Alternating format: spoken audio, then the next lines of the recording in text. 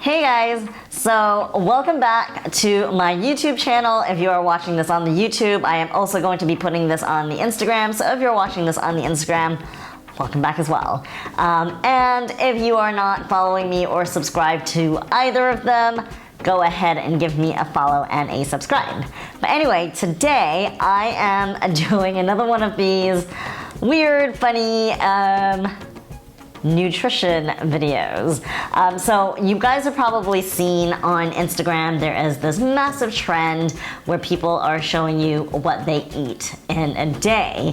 Well, as you can see, there is a ton of food here, so this is obviously not what I eat in a day, but I just want to show you kind of, not necessarily what I eat in a week, but the kinds of foods that are included in my week, right? And a lot of these what I eat in a day videos, I think we need to really watch it, and be really mindful that a lot of the times, as you can see, the food is always like beautifully presented on the plate, so that it's very Instagrammable. And so a lot of the times, this is probably not 100% accurate as to what the person actually eats in a day, because they have probably sifted through all the different types of food that they normally eat, and they pick the ones that can be very Instagrammable, and they also want to show you that that they're eating a lot, they're eating nutritious food, but they're also eating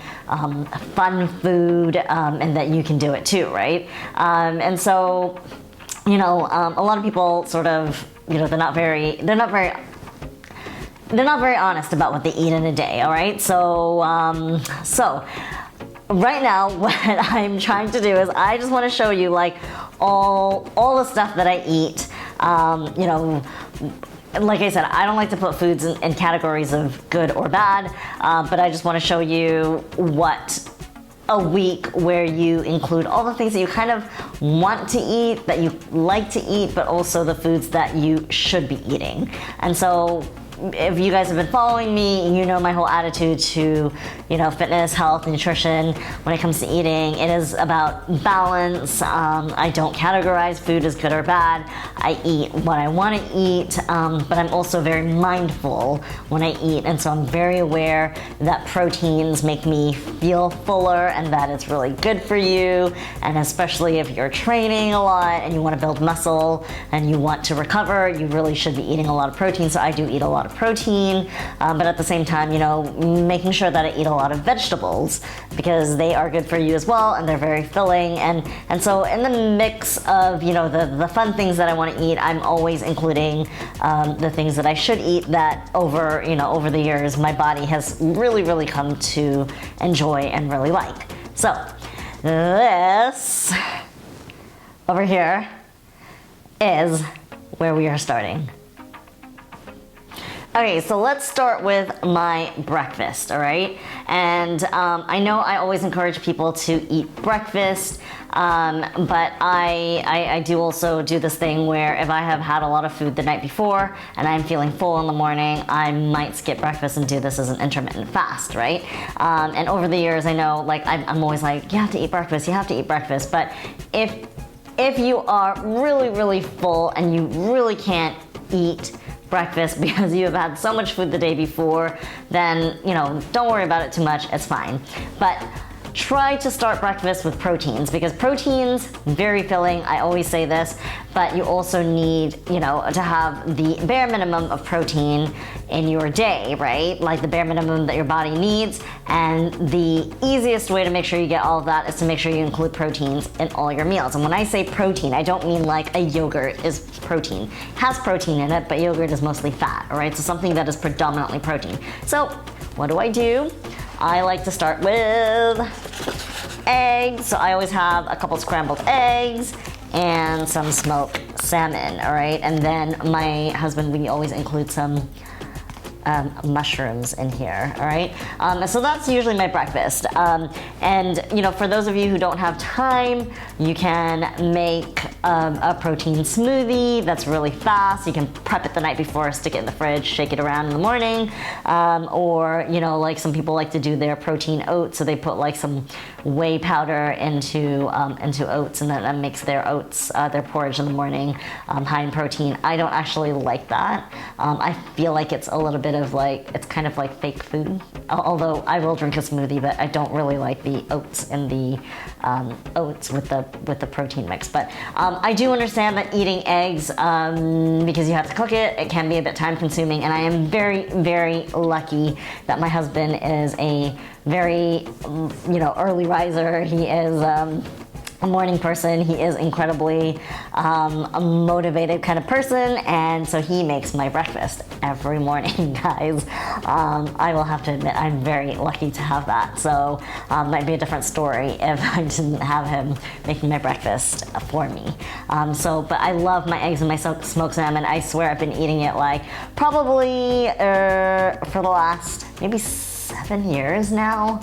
Yeah, almost 7 years. Been eating the same thing every single morning: smoked salmon and eggs. And when I was on this, you know, bulking macros thing in my, you know, at age 35, I was very, very obsessed with my macros, and I was going through this phase of like shredding and bulking, and I ate so much smoked salmon at that time. I think at that time I might have eaten one of these whole things. Now I only eat half of it, so. But you know, that's like breakfast, and then lunch, all right? Lunch, people, I am very sporadic about lunch, as in I, you know, sometimes, you know, there's like spinach, make a salad. A lot of the times, ooh, I didn't take out the wrap. So anyway, I just want to say this is all, like, I haven't gone out and bought stuff specifically to show you guys. This is literally what I've just like grabbed out of the fridge. And I'm really hoping that my husband does not come downstairs for his lunch right now, because he's probably gonna freak out and be like, I need to make my lunch. Why is all the food out of the cupboards in the fridge? Lunch, so you see, what is this? Some kind of halal salami. All right, so I will put this in one of those, you know, sweet potato wraps, which I forgot to take out, and then I will use some cream cheese. I will, you know, take a whole bunch of spinach. I will, if I have cheese, I'll sprinkle some cheese, stick it in the microwave, and you know, and that's my little sort of lunch wrap, right? I might make, if I'm really hungry, I'll make 2 of them. And then, you know, for a snack, got bananas. This is sort of my go-to a lot of the times, is my granola with the yogurt. I eat that very often.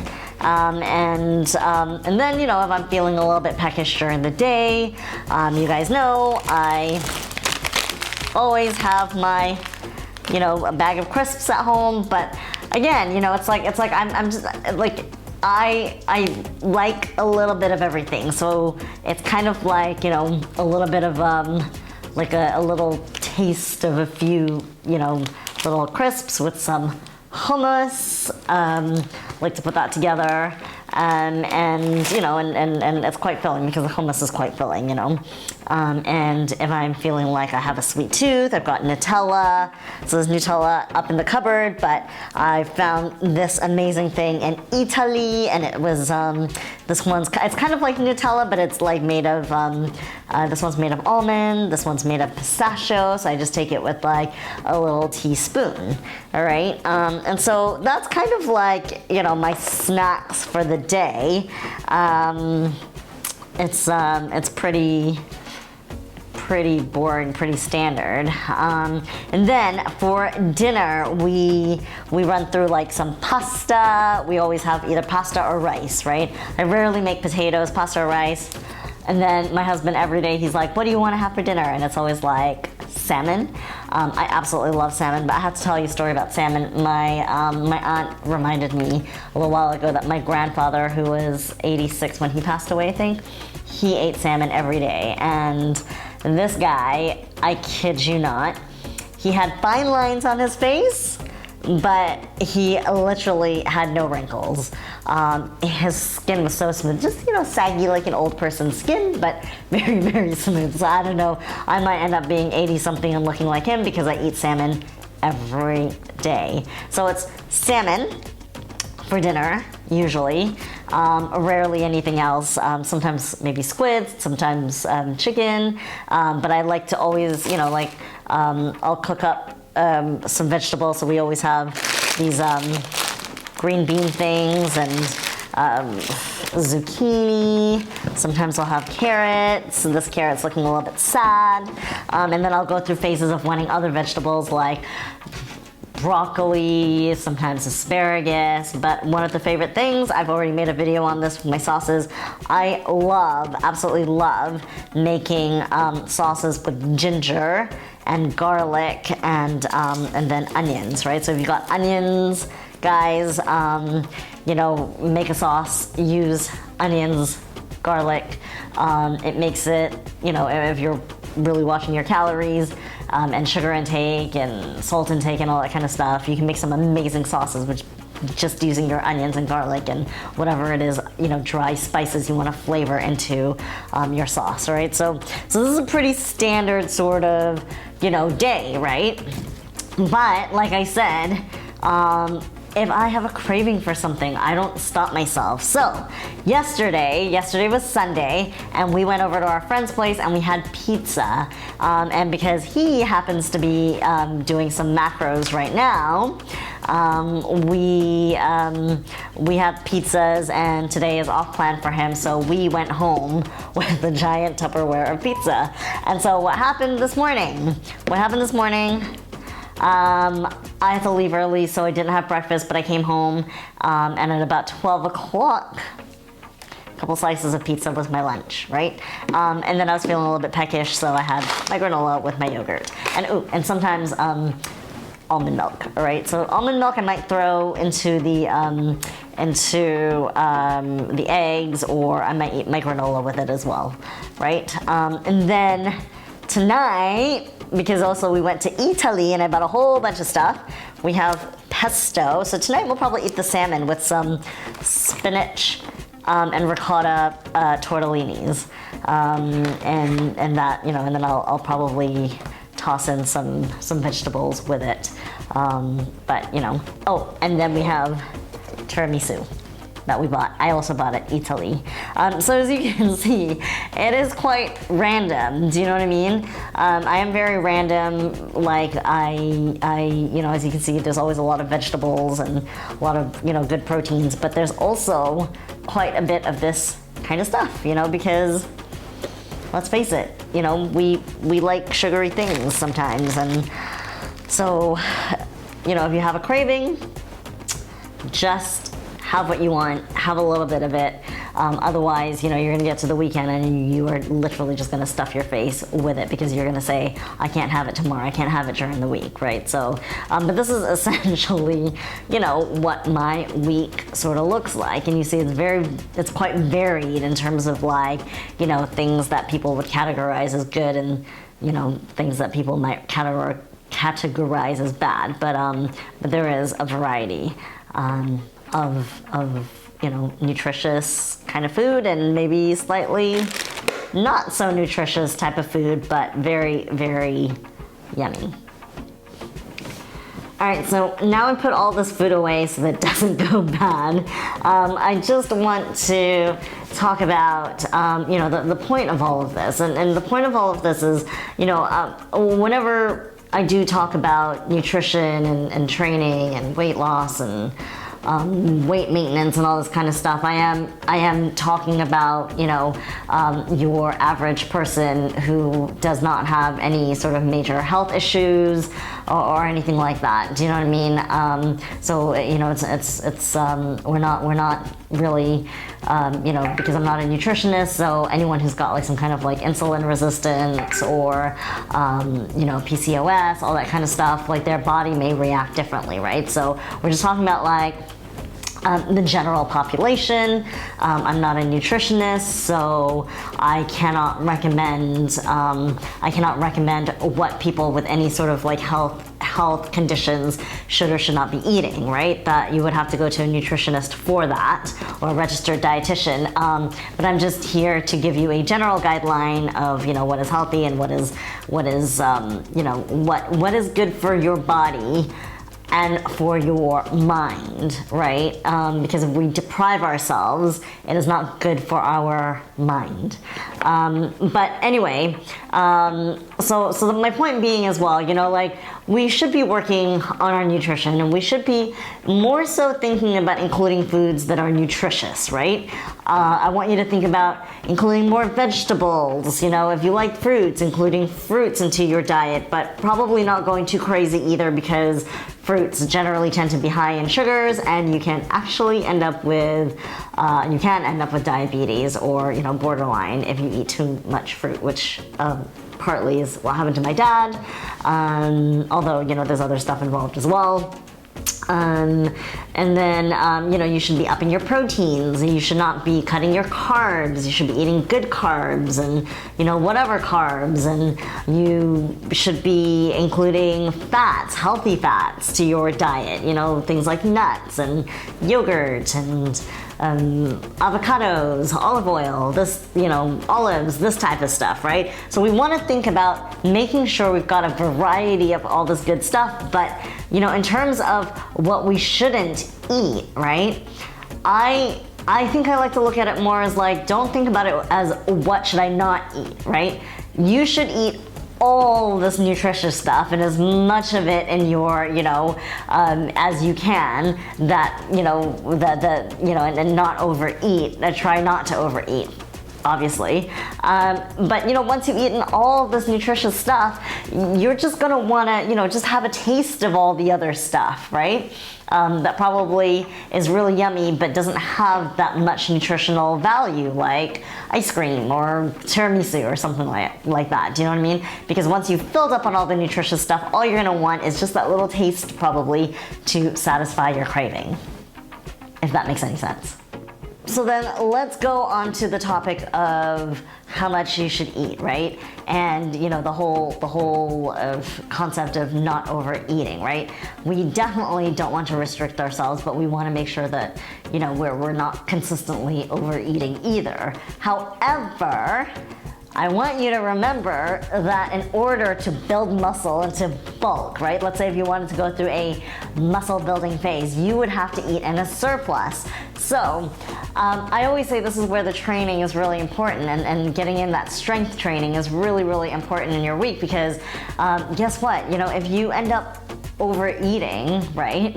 If you have weeks where you overeat or days where you overeat, but you are consistently like training for strength and training to build more lean muscle, well, guess what's gonna happen? You are going to more effectively build muscle if you accidentally overate. So it's not necessarily, you know, a bad thing. You know, there are good things that happen, you know, when you feed your body, you know. So I always say, just don't worry. Like, you know, you're gonna go through a phase of maybe, you know, eating a little bit too little sometimes because you're busy or whatever. Then you're gonna go through some phases of eating a little bit too much. You know, but stay consistent with your exercise, right? And stop looking for the changes. And I say this as someone who, you know, like, you might have like a 25-year-old trainer, right? 25-year-old trainer, you know, who's probably, you know, finished puberty just only a few years ago. And I say this because I only developed hips at the age of 23. So I was still going through a puberty process, you know, in my early 20s. So, you know, someone who's 25, right, hasn't fully developed into, you know, into the body that they're gonna be in. And your body's always going to develop anyway, you know, as you get older, right? But a lot of people want to see the results like now. They want to see it in a few months. They want to see it in a couple of years, right? But I'm here to tell you, right? I have literally been training, weight training, strength training for literally about 20 years, right? And, you know, only now am I really like, at that point where I'm kind of like, oh, okay, you know what? This is the body that has developed over 20 years of training and, not restricting myself. Although I did, at the age of 35, restrict myself because, like I say, I went through this shred and bulk for 2 years. And that was the only time I was absolutely obsessed about food, right? Which is why I'm telling you this is not the way to go. But anyway, over 20 years, and this is what happens, right? You want to be consistent, and you want to continue, and if you're looking for it so hard for these changes that you don't see, and you won't see it if you keep looking at yourself in the mirror every single day, right? You are not going to see the changes because you see yourself every day. You are not going to see these teeny tiny changes, right? But you may wake up like 15 years down the road and look in the mirror one day and be like, oh my God, you know what? I've done really well with my training. And because you weren't looking for the changes every single day, you remain motivated because you weren't, like if you are constantly looking for the changes, you are going to get demotivated if you're not seeing the changes. Do you know what I mean? So, there you go. There's my little, ramble and my philosophy over eating and training. It's just remain consistent, enjoy the process, stop looking for changes, stop picking at your body because, one of the most attractive things about anybody is their confidence, and one of the most unattractive things about somebody is somebody who like constantly picks and goes up to their friends and goes like, oh, what do you think? What do you think of me in this top? Like I've got fat hanging out of my belly. Like it's not pleasant to be around someone who does that, right? And so the problem is always not that you have like a fat roll hanging out of your jeans. It's the fact that you are picking at it that makes it just unpleasant to be around. You know what I mean? Like, so have the confidence and stop picking at your body because nobody is noticing these things other than you. And yeah, so just feed your body and continue training. This is the point. 20 years later, you're 40 years old, you're gonna look in the mirror and you're gonna be like, you know what? Last 20 years, I've done amazing, and I am incredibly happy, and I am exactly where I thought I would be at 40, because you don't want to be 40 still picking at your body. Like, it's not a way to live. It's not a way to live, and you want to be enjoying your life. So life is too short, guys. Eat the tiramisu, eat these little things. I don't know why I've left them out here. It's as if I'm being sponsored by them, which I'm not. But eat it with a teaspoon. And just move your body and make sure you include nutritious food. And then everything will fall into place. So that is my ramble on for today. Hopefully you guys got something out of it. I really feel like I wish I could have more sort of in-person conversations with people like this because this is so one-sided and we don't get to have a discussion. Anybody who, join my online coaching program because, we do these weekly check-ins. All my clients, they really get the benefits of having these discussions, and it really transforms, how they think. And if you are someone who is young, especially like in your 20s, please come look for me because in your 20s is where you develop these good habits and these good, this good mindset and this healthy mindset around what you eat and how you train and how you exercise, how you move your body that will then, carry over to your 30s and your 40s. And it's really important to have these conversations, with all that stuff out there, I don't want to, I really, I don't like to call people out, but there are so many influencers out there just trying to make money out of people's insecurities, all right? And then using their, 20-something-year-old bodies to entice, grown women to come and buy their programs. And then, these women probably end up in this, cycle of, of obsession over numbers and calories and how many calories they've burnt, so it's not just about calories in, calories out, how many calories you're burning. We should just be moving our bodies, working to make ourselves stronger, not obsessing about it, and you know, and enjoying our lives, you know, because having this goal of like the kind of body you want, you know, you might get there if you restrict yourself, but you can't stay there probably, and you're just gonna miss out on life. So that is my takeaway for today, and yeah, that's enough rambling for today. We'll have another one sometime soon. I mean, if there's anything you want to discuss, pop it in the comments, leave it in the comments, and you know, we can pick up on another time. So, but you know, these are very important conversations to have. So, yeah, exactly. All right, guys, I'm gonna leave it here.